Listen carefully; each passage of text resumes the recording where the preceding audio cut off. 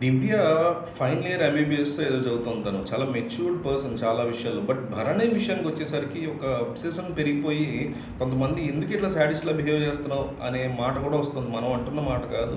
ఆమెను ఇష్టపడిన వాళ్ళు కొంతమంది ఎవరో తెలుసు మీకు వాళ్ళు అంటున్నటువంటి మాట ఇది.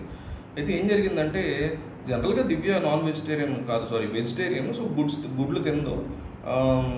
నేను నా దగ్గర ఉన్నటువంటి గుడ్ల కోసం మీరు వస్తారు అన్నట్టుగా మొన్న ఎప్పుడో భరణితో అంటే నేనెందుకు వస్తాను నాకు అవసరం లేదని అన్నాడు. అయితే రీసెంట్‌గా భరణి లైవ్‌లో చెప్తున్నా ఇదంతా.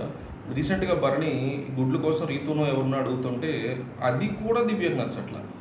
రీతుని అడుగుతారేంటి నన్ను అడగకుండా గుడ్లు అన్నట్టు ఆమె మాట్లాడింది. దానికి కూడా భరణి చాలా సీరియస్ అయ్యాడు. ఏంటి గుడ్ల గురించి నేను ఎవరిని అడగాలో ఏంటో అన్నట్టుగా నువ్వు బిహేవ్ చేస్తావని అన్నాడు. అండ్ బయట వాళ్ళు కూడా అదేంటి భరణి ఆయన చిన్నపిల్లోడా ఆయన గుడ్లు ఎక్కడ తీసుకోవాలి ఏం చేయాలి అనేది వేరే వాళ్ళని గుడ్లు అడిగితే కూడా నువ్వు తట్టుకోలేవా ఇదేం సాడిజం నీది అంటూ చాలామంది ఆమెను కోపడుతున్నారు. ఒకటి రెండోది నిఖిల్ని నామినేట్ చేయాలి మీరు, ఎందుకంటే వచ్చిన 5 స్టార్లో వైల్డ్ కార్డ్స్లో ఏమాత్రం కూడా నిలదొక్కుకోలేనటువంటి వ్యక్తి. దాదాపు వచ్చిన 6గురిలో 4 వెళ్ళిపోయారు కదా. ఒకళ్ళు దివ్యల మాదిరి మొన్న వెళ్ళిపోయారు.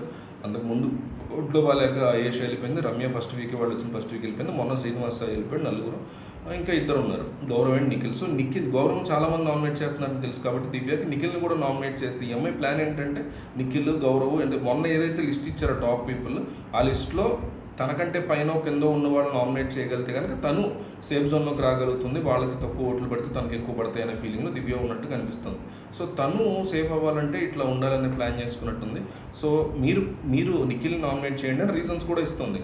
బయట ఏం తిడుతున్నారంటే అమ్మాయిని కొంతమంది, అందరూ కాదు కానీ శాడిజమా నీకు, గుడ్లు తిన్నా వేరే వాళ్ళు తట్టుకోలేవు, ఆయన ఎవరు నామినేట్ చేయాలో నువ్వే చెప్తావు, ఏంటి ఇది బిహేవియర్ అనేది చాలా వైల్డ్గా చాలా వియర్డ్గా ఉంది నీ బిహేవియర్ అని చాలామంది అమ్మాయిని కోపడుతున్న పరిస్థితి.